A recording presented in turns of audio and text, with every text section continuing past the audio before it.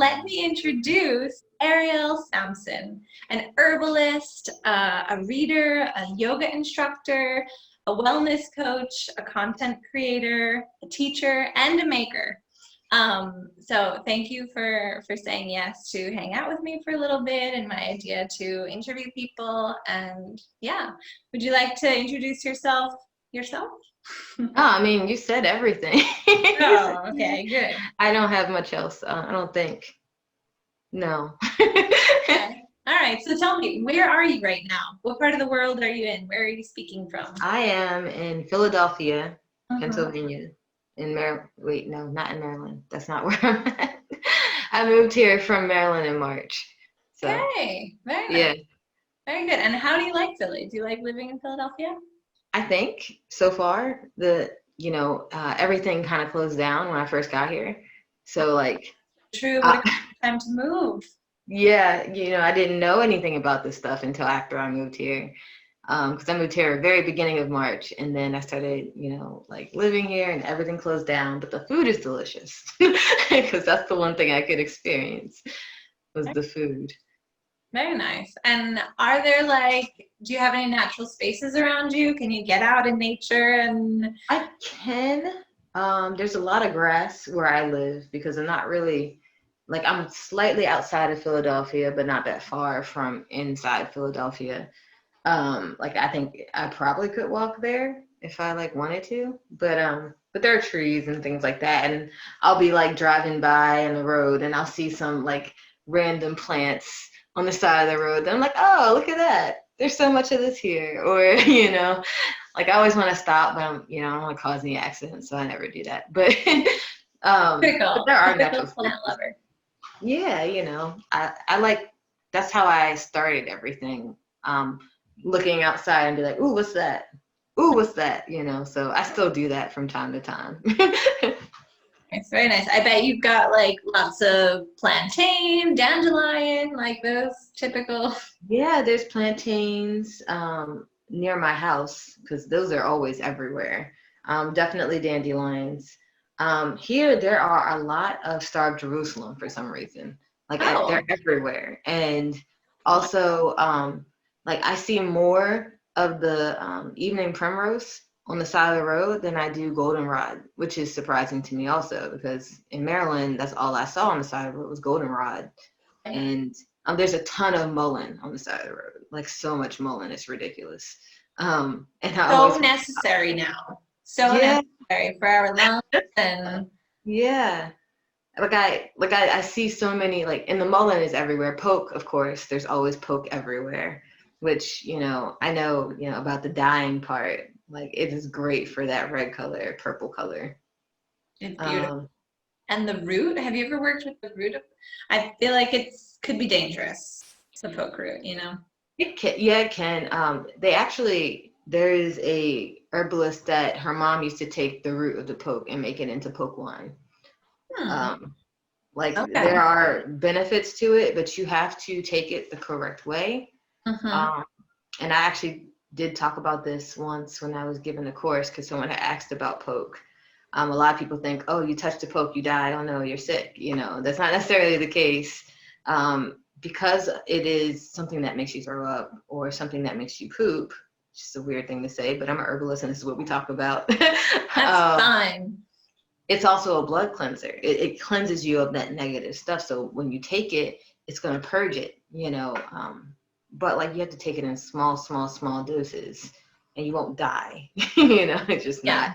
something you want to like drink like a wine. I mean, but like wine does the same thing. So, it No, makes sense. you gotta be careful, everything in moderation. But Yeah, poke specifically, I feel like I've heard to be wary of. But yeah, definitely.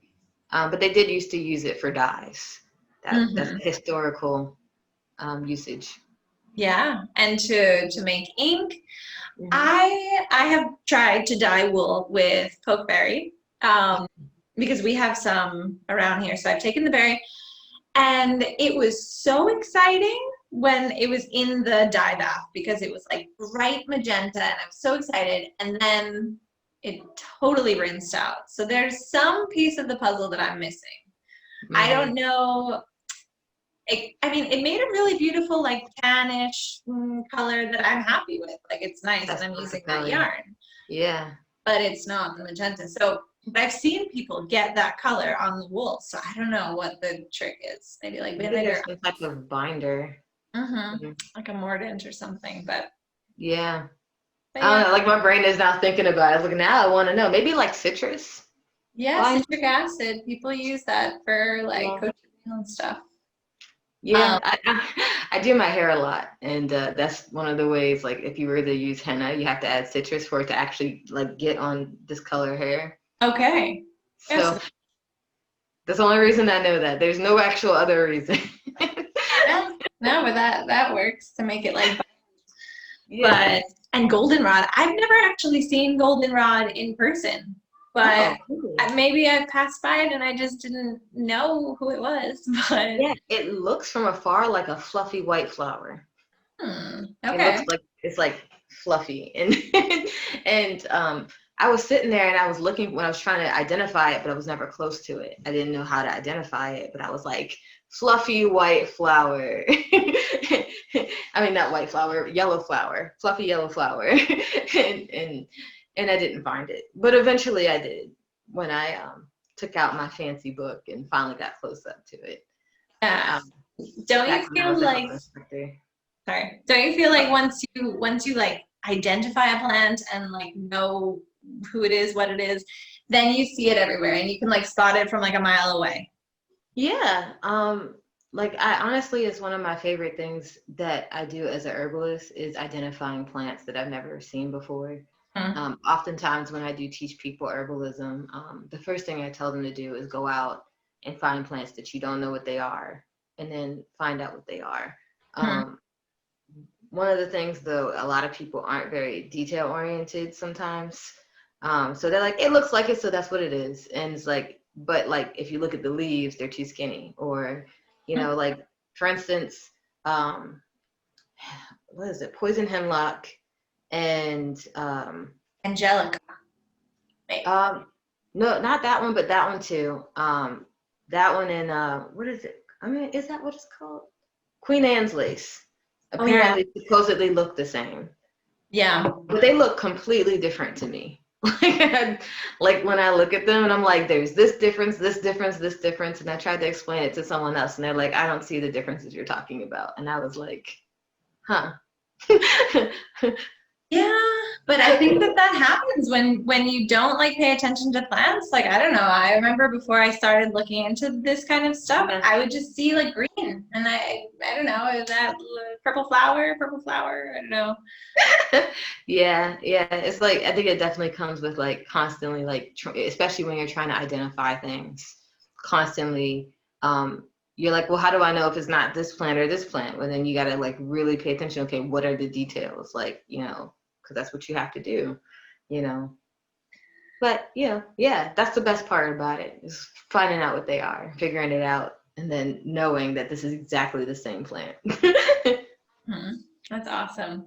And so how long have you been on this herbal, like how long have you been looking into this and working as an herbalist, and when did this all start for you? It started in 2015. Okay. I'm gonna tell you the whole story. It's a long story. I'm gonna tell you We're the whole here. story. We're Okay, so I went to school for biology mm, with the intention of being a doctor, but I didn't do that great my freshman year, so I had to like pull myself out of this giant hole that I created my freshman year. So I did. I graduated with a degree in biology, and then I worked in a genetics lab after that. Well, I worked in a bunch of places, but that was my first like job based off my school. And so I was working there. I loved it. It was awesome. Doing genetic analysis. And then I got fired for something I didn't do. And I was really sad about it because I was like, this is like my first real job. I'm not going to get a good job after this. What do I even want to do with my life? And then I went to this job thing, and the lady was like, it's not, don't take it personal if you get fired. It doesn't mean you can't do the job. It doesn't mean that you aren't good at things that like you'll be fine. You'll find another job. It's not a big deal. And Mm-hmm. I was like, yeah. So, so I got in my funk and I started watching, movies and chilling until I got the next job that I was trying to get, which at the time was I was trying to be a health inspector, which I did eventually get that job. But yeah, I was a health inspector for 3 years. Um, and so that's why I'll come. Long story, still here. So I started watching Practical Magic while I was waiting for that job to call me back. And I was like, man, I would love to make my own herbs. Is herbalism a thing? I didn't know. I wasn't sure if it was a real word, but I was like, is herbalism a word? And so I looked it up and I was like, oh, it is a word.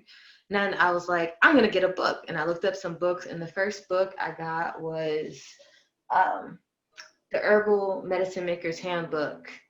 I can't remember his name.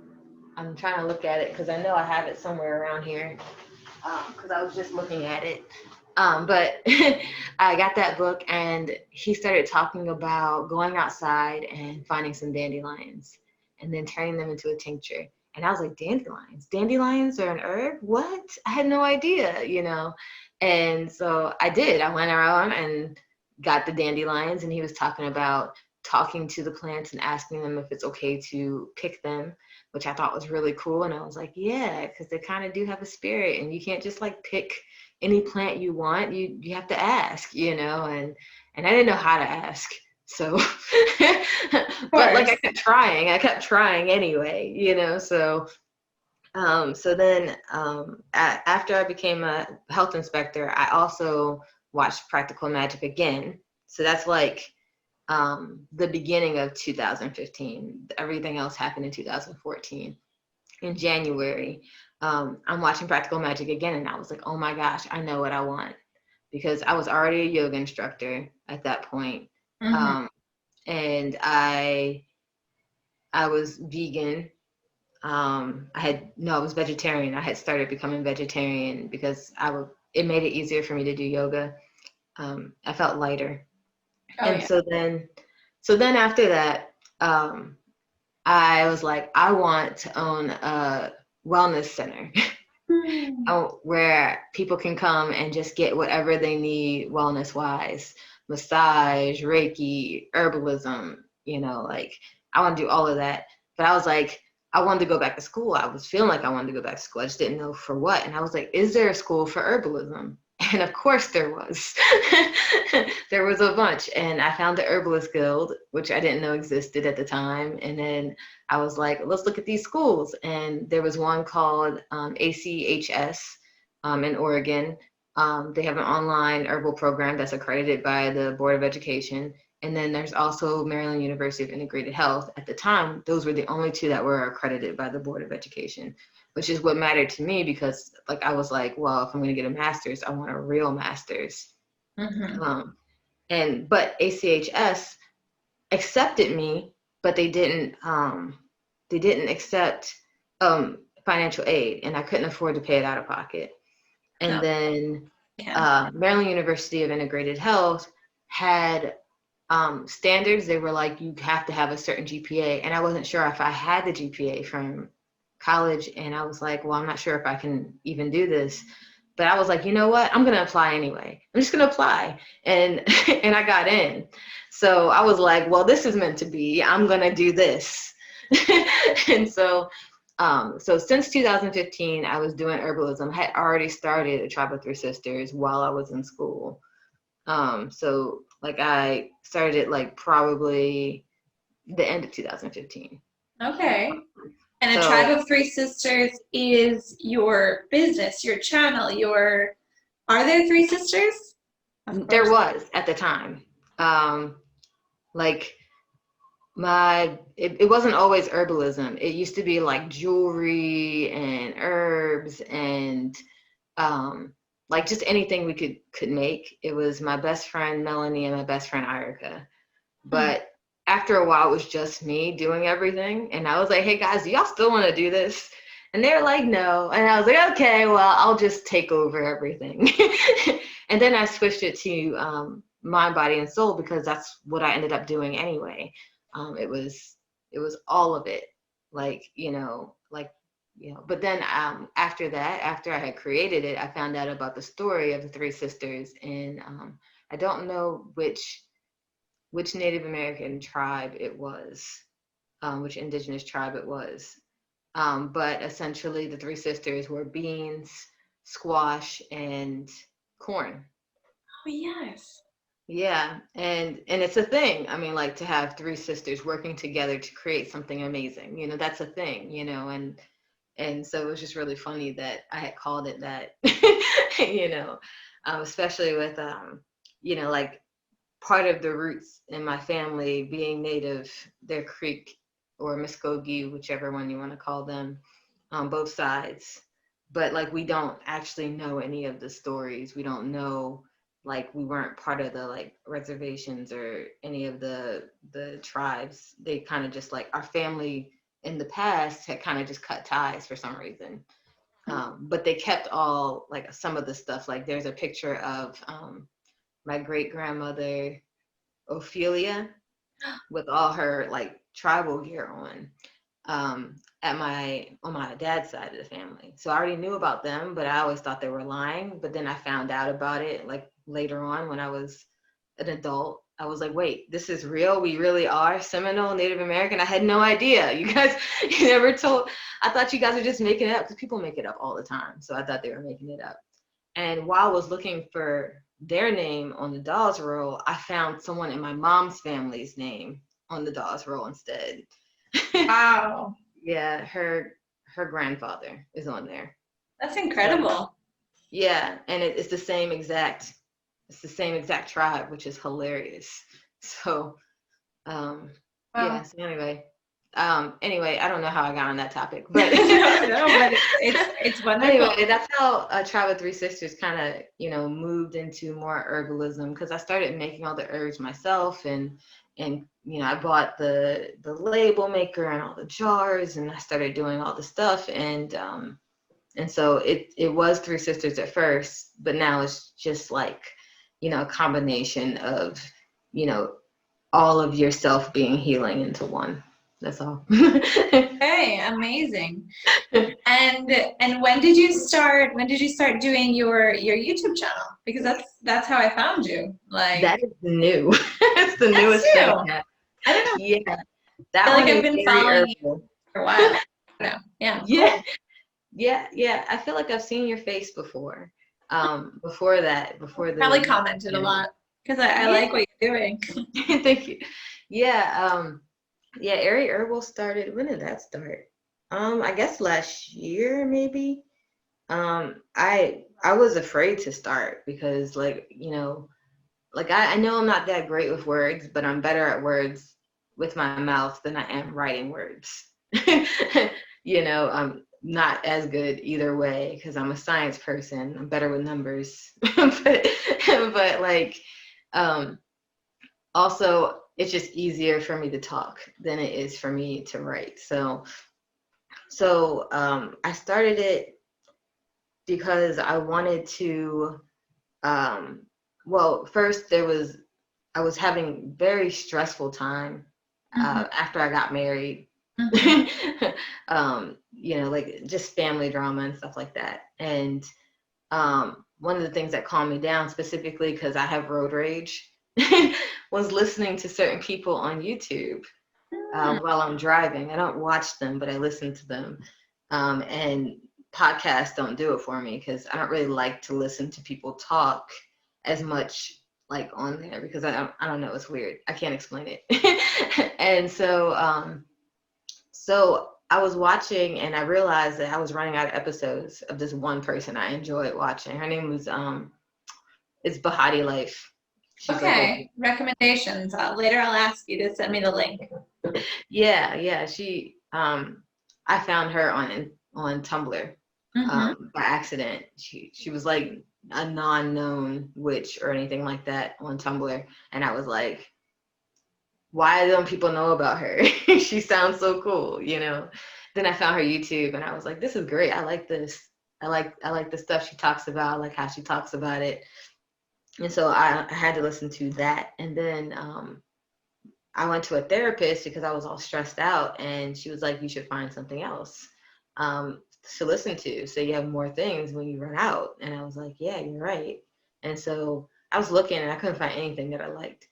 I couldn't find anything. And I was like, I'm going to make a YouTube channel. Good idea.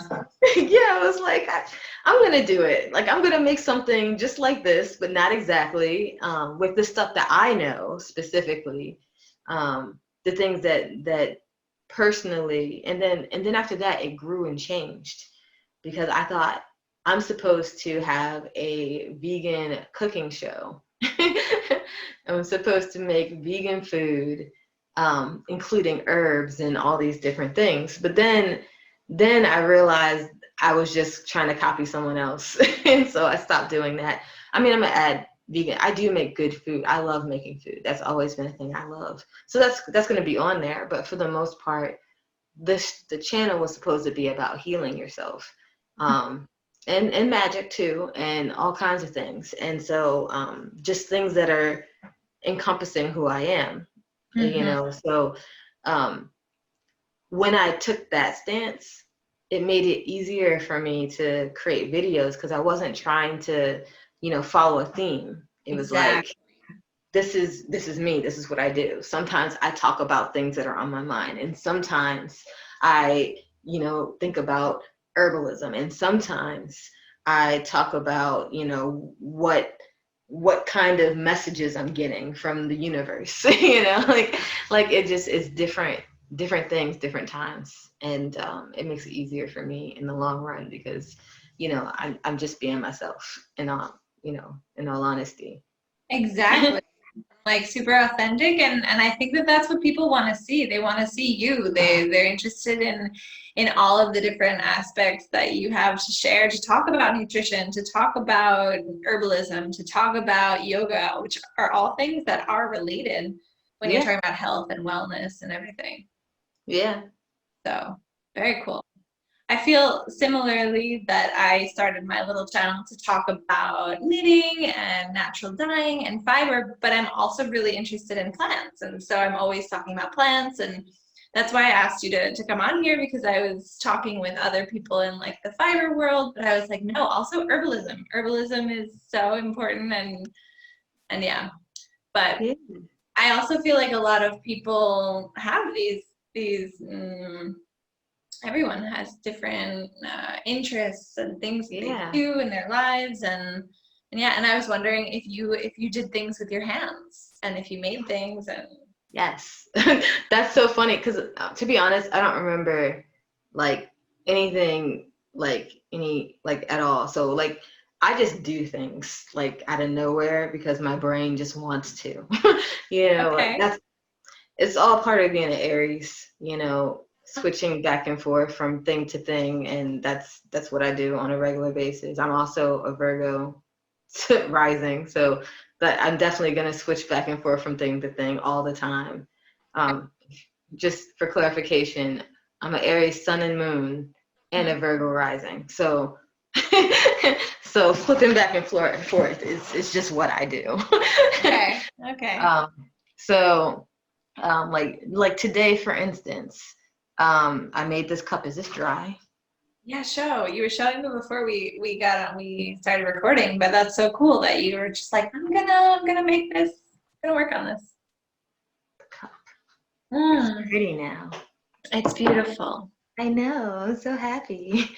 Yeah, just randomly this morning. I mean, I knew I wanted to do this because the cup had a giant crack in it, and that really bothered me because I love this cup. And here's the cup. The other cup, it comes with two. It's one of those espresso cups. I did have some coffee already. But it's like, it's just so like, I don't know, it looks so nice now, you know, and I love copper. It's one of my favorite colors. One of them. My favorite color is like cerulean, but I like copper too. And I just really wanted to paint it today because I found the paint yesterday. I couldn't find it. And I was like, oh my gosh, the paint, I found it. And today I was like, I'm going to do it in between the stuff I have to do. And then I also, at the same time earlier today, decided I was going to try to make the wound bar that I made earlier, where, you know, you could just use it to like, you know, melt it on your body and then put it back to wherever you had it in, you know, like it's Exactly. bigger too. Most salads are like this big, like this big. And this is like the big bar. I think that's really cool. And I feel like having a solid, I don't know what you, like a wound bar, like what you said, for if you have wounds, or even just for like a moisturizing bar, no? Like Right, exactly. knitters, Yeah. we like that. We like that, to have it in a little tin and have it smell nice, and we keep it in our project bag so that we can have our hands nice and moisturized when we're knitting. And so as a wound bar, what herbs did you put in there? What herbs did you include? So I used rose because it's astringent and it has, you know, healing capabilities, and it smells nice. I used comfrey, which is known for healing wounds. That's literally what it does. It's great for external wounds. And then I also used birch bark because it's also very astringent. They're all three very astringent.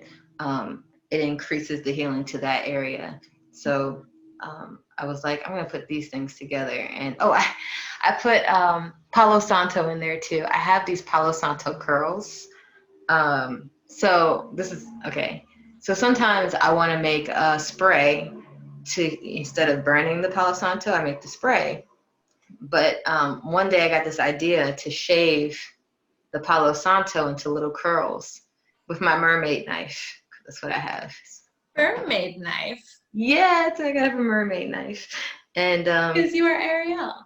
Right, exactly. I love mermaids. I really do. My mom named me perfectly. So she did name me after the mermaid. So I was born right after. So very nice. Yeah. I too, Arielle is 100% my favorite. I was actually talking about that yesterday, and we were Really? yeah. I think that's one of the reasons why people even like eventually follow me. They're like, "Oh, her name is Arielle. Okay, she's the mermaid." And it's a really pretty way to spell it. Is that the way that your mom spelled it for you, Arielle? Yeah. I love my mom. Well, okay. The story between my parents, they both said they came up with it, and take the credit. I don't know who's telling the truth. You never know with parents. You know, the one thing about the story that is correct and consistent is that they were at the movie theaters watching The Little Mermaid, and they were like, "We're gonna name our daughter that." Oh. And that's the only consistent thing. Also, that my middle name was supposed to be Alexandria, but my dad wrote Andrea instead, which is my mom's name, and she was happy about it. Yeah, but yeah, I mean, she wanted Alexandria, and I was like, y'all could have just came to a middle ground here. It could have been Alexandria, and then it would have been fine. They're like, we never even thought of that. I was like, that was the simple option. How it worked. But no, very nice. So you were with your mermaid knife. But what is a mermaid knife? Oh, I'll get it. It's just a knife that has a mermaid on it. Okay. I thought it was like, what's the fork that Arielle has? What did she call it? A dingle hopper? Mermaid knife. It's literally. Oh my gosh, that's beautiful. So it's like it's like switchblade, like. Yeah, I'm not good at like switchblades, but it's got like. Ooh, that's so cool. I know, I love it. Does it have like engraving on there? Yeah. Oh wow. It still has some of the the Palo Santo on it because I've only ever used it for the Palo Santo. Beautiful. It's very pretty. I'm actually not really good with these knives, but it's nice. Yeah, I mean, it's fine. Like, I can close it and open it, but like, other than that. And you have your wound bar, so no problem. Exactly, it's fine. I didn't cut myself, so I think I'm good. But yeah, so I use this for the Palo Santo, and I just like shave it like that. And it comes in these little curls, and then I put that inside like a witch hazel. Because witch hazel will extract it without it going bad. Brilliant. I never even thought of like doing anything besides burning Palo Santo. Yeah, and then it smells like it after about 10 days. And then you add that to water. It takes away the witch hazel smell, but you can still smell the Palo Santo because it has heavy essential oils in it. And then you can spray the room I love with that. Palo Santo instead of burning the Palo Santo. Some people are weird about people burning things, so it's just a nice way to cleanse the house without anyone batting an eye about it, you know. That's such a good idea. So I put those in the in the healing bar, because they also have healing properties. Okay, very nice. Very nice. Very cool. So you're making things. You're a maker. You're a maker of things. Oh, very nice. Yeah. Very, very cool. And you told me before that you are a little bit of a knitter. Yes. I'm really excited about this, and I'm going to push you on the knitting, and I think that you need to get back into it because it's going to start getting cold. Philadelphia is cold in the winter. Yes. I think Yes, I know. Wool in your life. Yeah, I mean, I saw on Instagram this girl had gotten some wool, and then I also started following this other girl on YouTube who, and the only reason I followed her, it just randomly appeared on my channel, and I became obsessed with her after this. She went and got the wool. She, washed it, and then she like laid it out to dry, and then she did that thing with the brush thing and then brushed it out, and then she dyed it, and then she turned it into the wool, like spinning it. Yeah, like what do you call it? Turned it into the yarn. It's called yarn. and then she made it into a cloak. And I was like, this is the most amazing video I've ever seen in my life. And that's why I want to get back to knitting. Is the video shot in China, possibly? Yes. Know exactly the video that you're talking about. Those videos are absolutely beautiful. I've watched probably all of them now at this point. And do you know that I knit a cloak inspired by that video? You did? Yes. That is so cool. So I think that you need to knit a cloak. I would love to knit a cloak. I just, I don't know. It's just knit stitches and purl stitches. Like, it's really just time. Yes. I mean, and it's not bad. Like, when you're knitting, and it just feels calming anyway. So it's not like, oh no, I'm doing this for a long period of time. Why am I still doing this? It's not like that. It's more like, I'm just doing this because it feels nice, like it's calming. So like, I actually do like knitting. So I was going to go back into it, but then I went to Michael's and bought paint. Okay, well, paint is also really nice. And that's why I ended up painting this cup. Not because, like I went to Michael's to get knitting supplies because I think I lost all of them. Yeah. And then I left with paint instead. A paint and a sketchbook. Well, those are good. Those are good. Knitting. Yeah. No, I think that it's in your future. I'm excited. But I would love to knit a blanket. I'm obsessed with this deep red color right now. It's like a burnt sienna, maybe, but orange, maybe, I guess. Oh, that's a nice color. It's like a dark orangey red. And I'm kind of obsessed with that color right now. I saw it at Target. There's this big wool knitted blanket, and I was like, I could totally do this at home.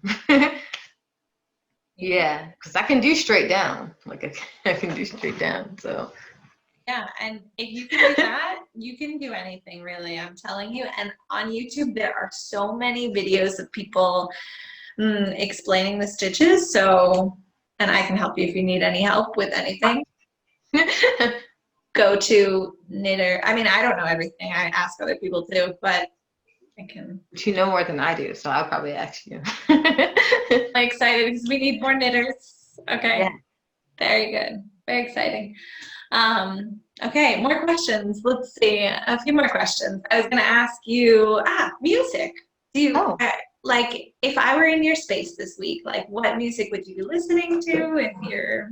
That is a very good question. I like how you asked it because if you were in my space this week, because I do switch back and forth. So as an Aries. When I'm doing herbal remedies, when I'm making herbal remedies, I listen to blues music. I listen to Coco Taylor. and whoever else is on that playlist, but mostly blues music, because it just kind of feels like I'm connecting with my ancestors when I do that, when I'm making a remedy. When I'm cooking, I listen to Fatima Fatou, who is this Malian artist, and I listen to her radio. So it's mostly like diaspora, like it's like African people who have been displaced somewhere else, because it's always the same story. And like I don't know how they came up with that list, because I just found her by accident one day, and then the whole like radio on Spotify is just amazing. But they're all people who are African, who might live in like Brazil or Spain or France, like it's always the same story. Very Some of cool. it is like African classical music too, so I'll listen to that when I'm cooking. And then like on days when it's just like it's like dreary, I listen to lo-fi music. Hey, Like very nice. especially on rainy days, because I like that on rainy days. I'll ask you for links maybe to the Spotify list that you play, and so I can share. Yeah, Very nice. it's nice. It's nice. Especially the blues one. Today I was listening to the blues while I was making the wound bar.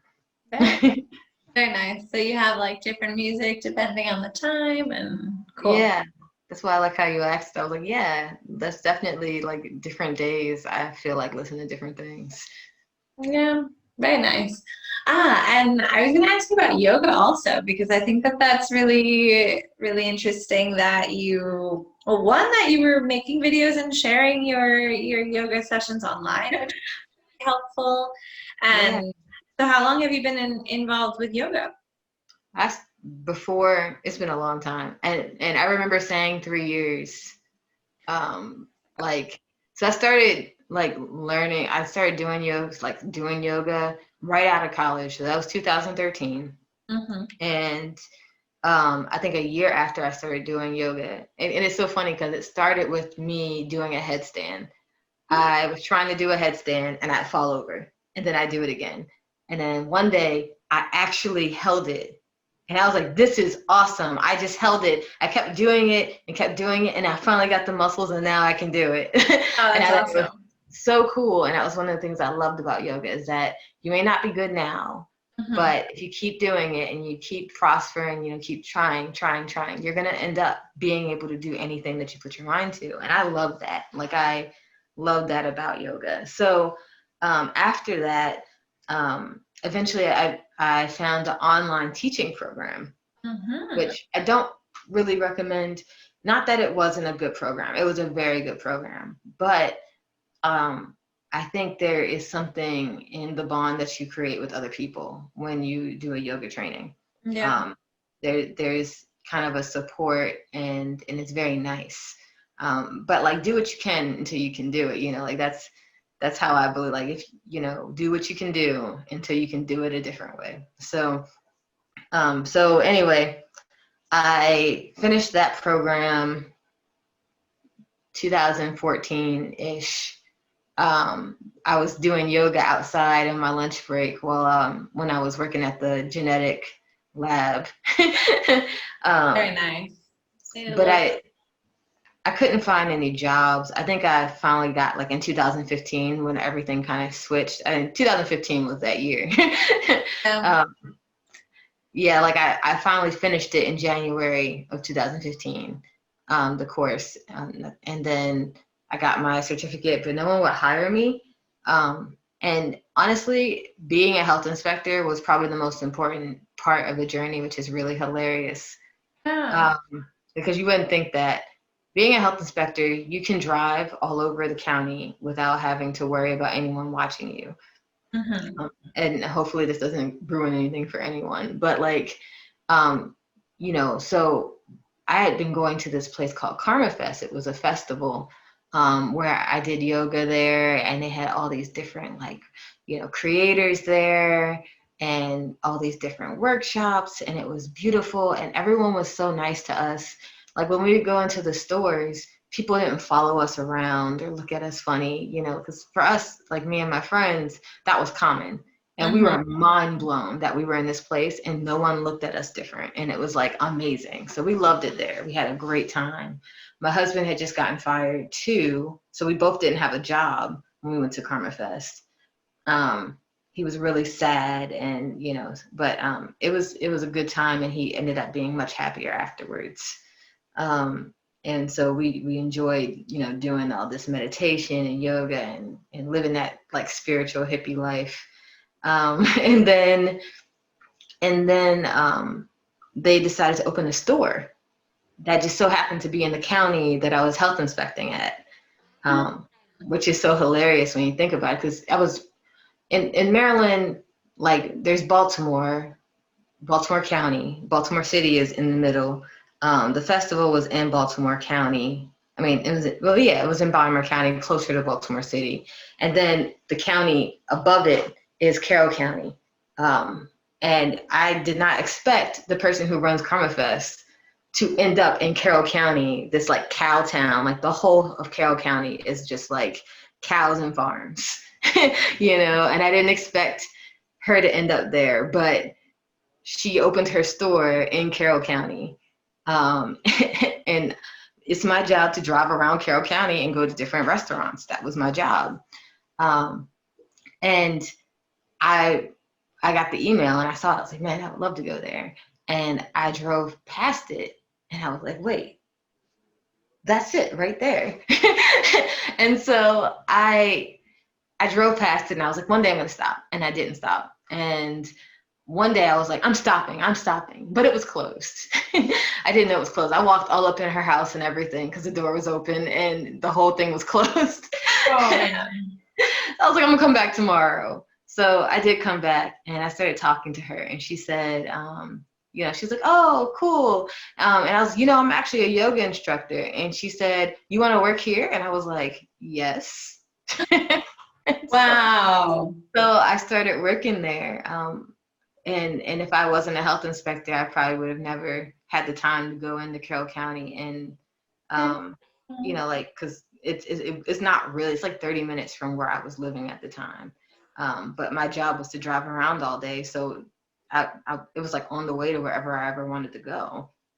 And so I ended up being their yoga instructor in there and also at their festivals. I would always teach at the festivals. Which was awesome. And then I became really good friends with her. She ended up being my shaman mentor.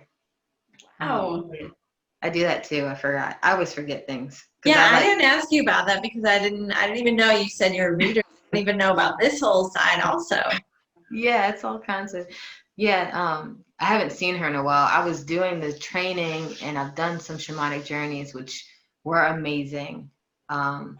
The first one I did was crazy, but I'm gonna finish about also, driving around meant I could stop and look at plants,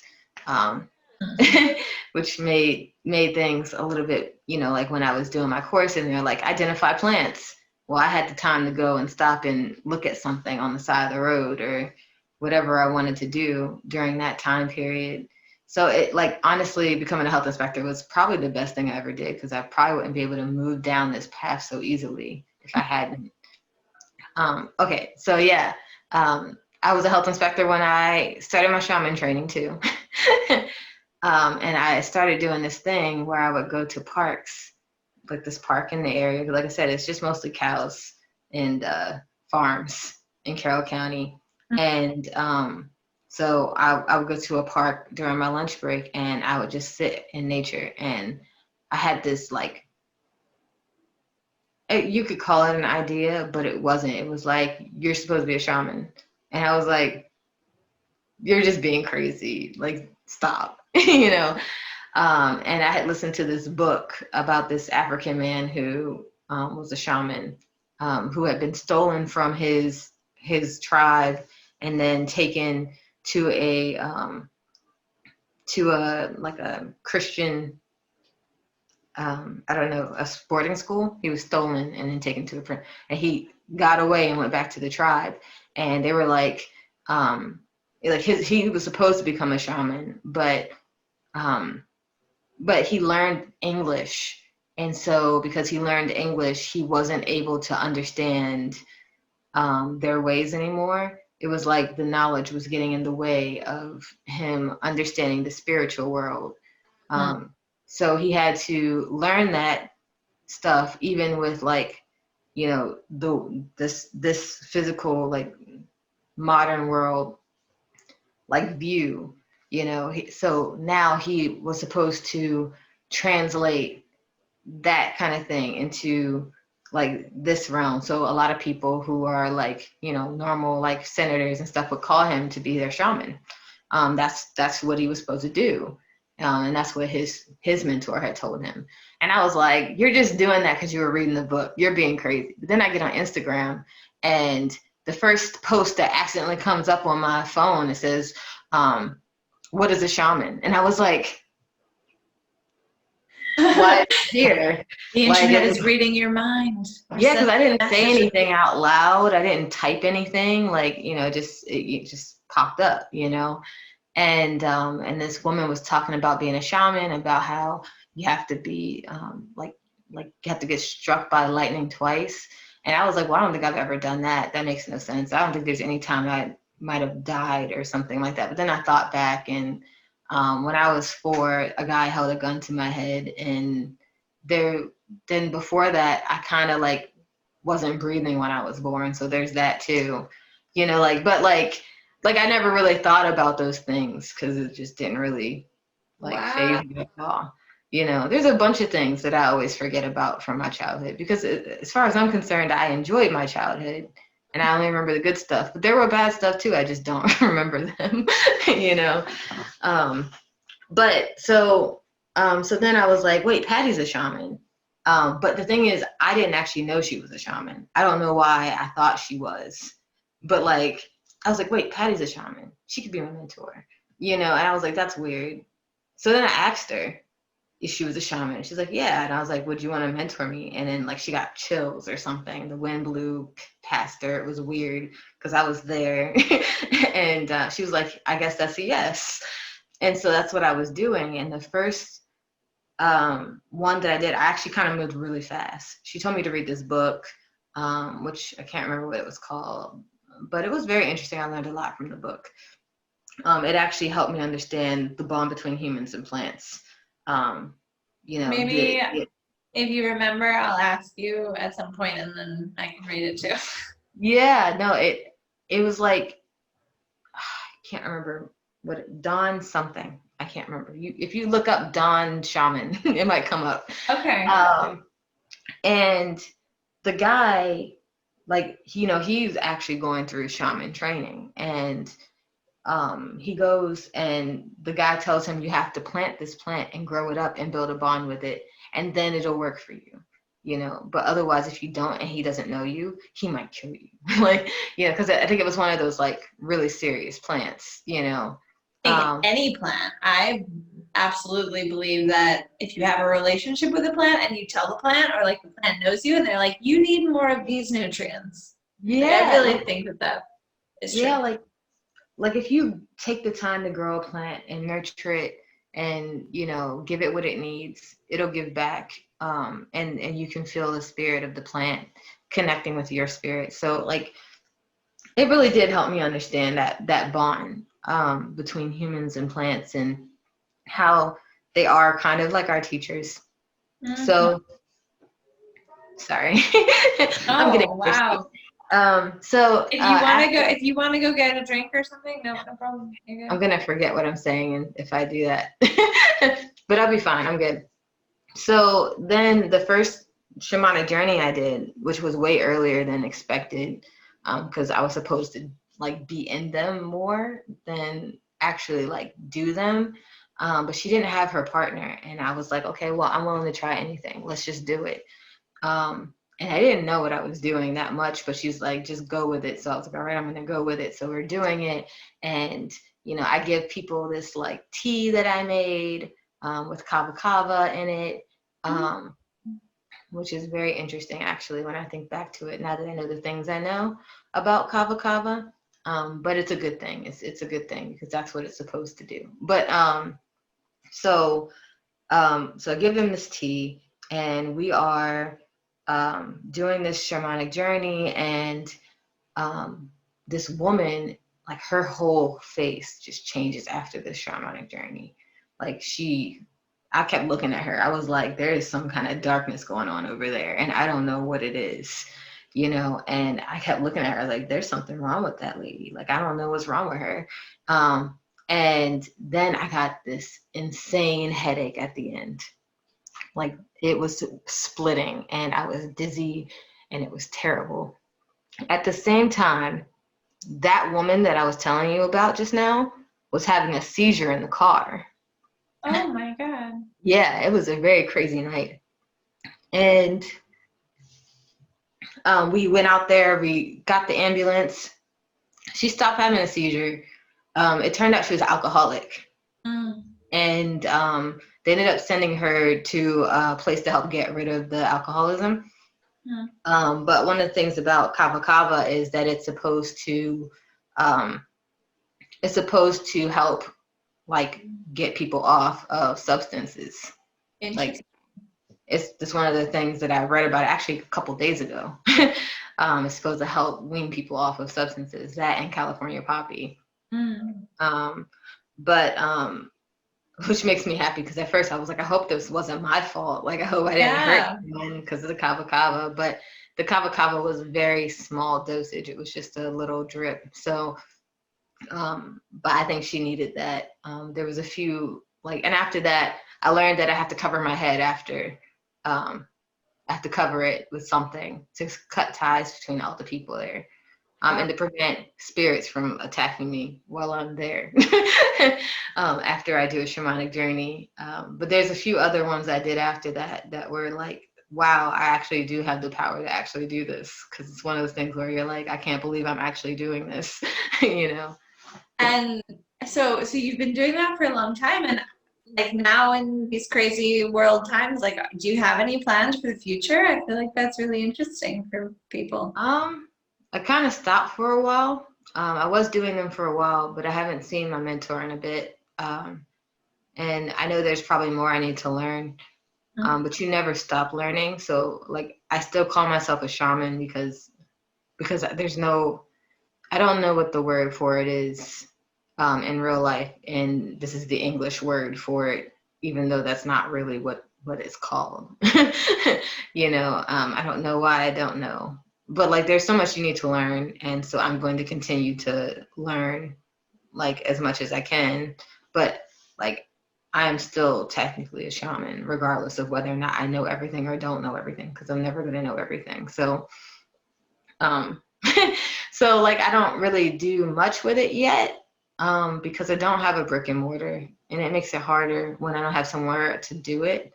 I was going to do herbal meditations for a while, where people come and they drink an herb in their own little individual cup, and they meditate.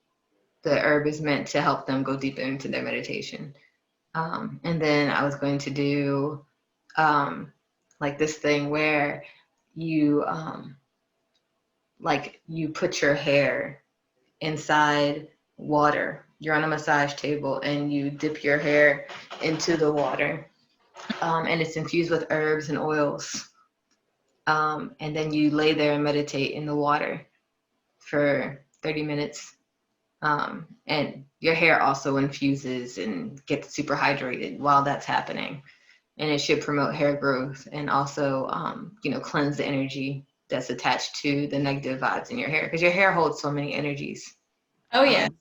That's why when people cut it, they're like, oh, I feel so nice. I feel great. There's a reason for it, So there's a few things I wanted to do, but, like, those are just kind of like things that are in the book waiting to be done, Oh, that's exciting. There's so many things. And now, like, being able to work online and stuff, like, you can see people, you can help people who maybe are Yeah. or maybe who would want someone like you, like a wellness coach or someone who's gonna, right? Like, that's doing also. Yeah. I have also, one of my best friends is on my website. She does distance Reiki. So people can do that too. She's really good at it. Like, and that was before she was actually fully trained. Those I was things are helping her natural. train. Yeah, I was helping her train, and she like did like, and I felt like this buzzy like thing, and it went down, and I was like, what is happening? And she was at her house, I was at my house. We don't live close to each other, and then like it got to my knees, and then it stopped, and I was like, huh, that's weird.